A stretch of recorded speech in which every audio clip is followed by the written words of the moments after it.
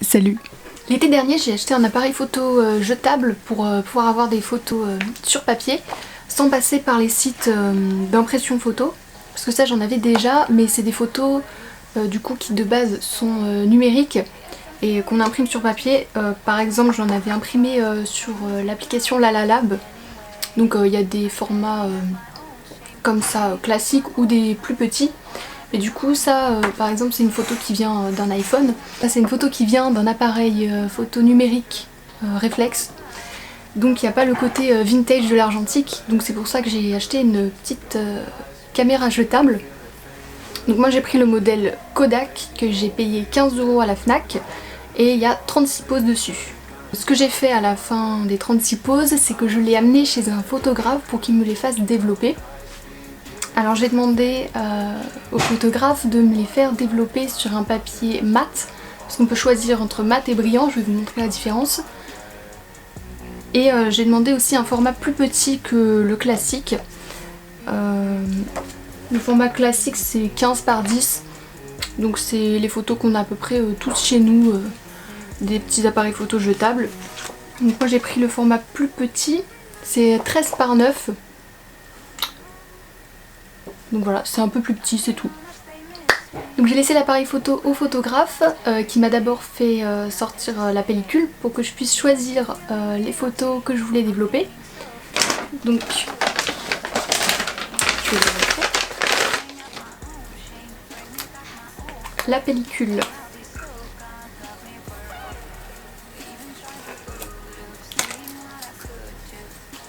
Voilà, ça se présente comme ça, vous connaissez. Donc il y avait 36 photos dessus, mais il y en a qui étaient ratées ou qui étaient pas jolies ou que j'avais pas envie de faire développer. Du coup j'ai pu les choisir. Alors ce qui est bien c'est qu'il m'a sorti une miniature comme ça, avec toutes les photos en petit, comme ça j'ai pu choisir.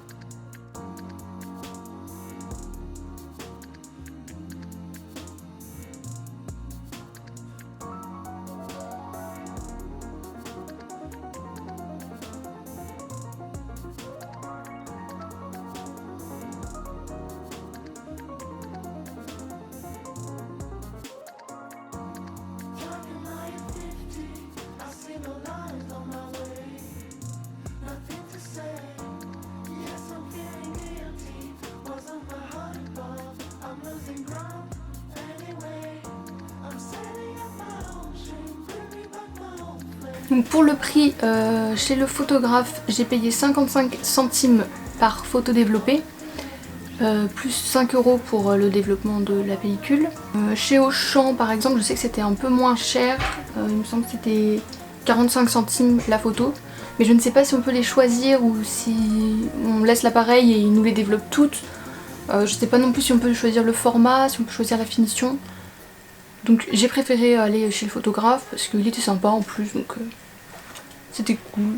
Je vais vous montrer la différence entre un fini mat et un fini brillant.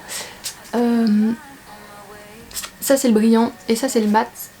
Moi je conseille de prendre du mat parce qu'il n'y a pas de reflet dessus. Je trouve ça plus joli.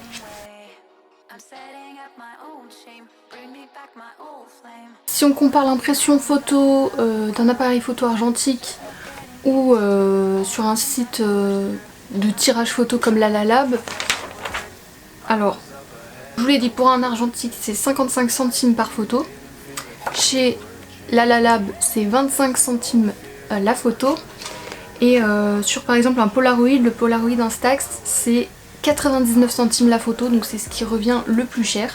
Ce que je retiens c'est que s'il n'y a pas beaucoup de lumière, c'est mieux de mettre le flash. Il faut vraiment faire gaffe à la lumière parce qu'on peut faire aucun réglage dessus, donc tout ce que vous avez à votre disposition c'est l'extérieur. L'appareil photo il garde ses réglages d'origine. Même si mes photos sont pas parfaites, je suis quand même contente. C'est aussi le charme de l'argentique, c'est qu'on ne peut pas avoir le rendu de la photo avant qu'elle soit imprimée.